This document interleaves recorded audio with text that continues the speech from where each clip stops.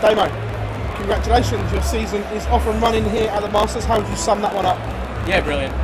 Got the win, did what I needed to do. I had 3 weeks off when I went back home.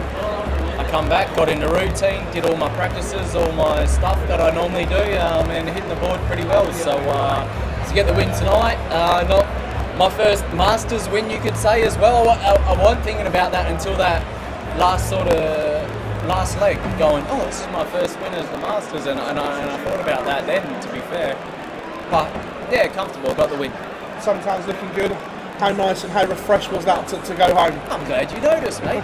You haven't noticed the abs yet, but they're coming along, don't worry about that. Nah, look, I've set my goals for this year, and I've set some things, not just darts itself, but life goals as well. So I think all's going to come together, and it's all going to be a good year for me. So what would be a good year for Damon Heta? Well, I don't want to give too much away. Nah, look, my end goal would be, the biggest goal would be like top 8 at the end of the year. That'd be some achievement.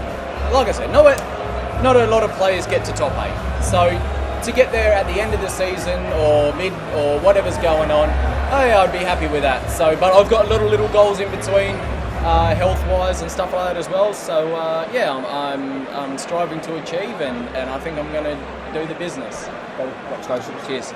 Damon, we've got Rob Cross next, and so have you looked at the path to all the way to the final yet? Not really. Obviously, yeah, Rob Cross, he has stopped me in a lot of tournaments, and I'm sick of him. So I think I'm due to play well against him. I haven't played well against him, and I don't know why.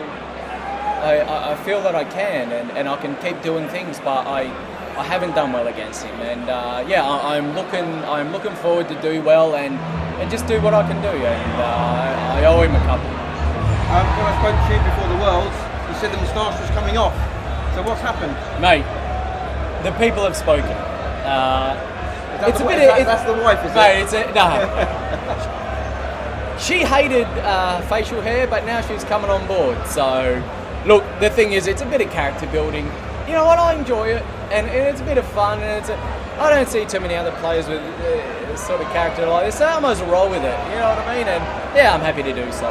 Thank you very much. Damon, that you mentioned you've been back home.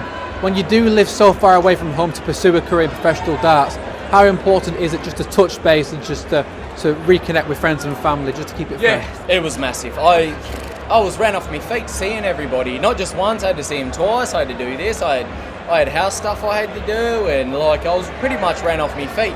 I enjoyed that as well, to be fair, because I did not think about darts once. I didn't even watch the final or whatever. I'm sure it was great, and all I'd seen results and everything after I left. But at the same time, it was all about me and what I had to do, and oh man, I enjoyed every minute of it. 30-degree plus weather every day. Don't make me jealous. Oh, the beers were cold. Mate, it was brilliant. So, stoked.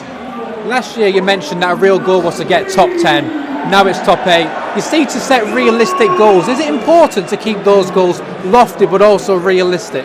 Yeah, I've also got small set goals along the way, because you can't keep setting the bar ridiculous standards. Obviously, everyone wants to be world number 1. Everyone wants to be world champion. Obviously, that's always a goal, but that's, like you said, not realistic goals, you could say. So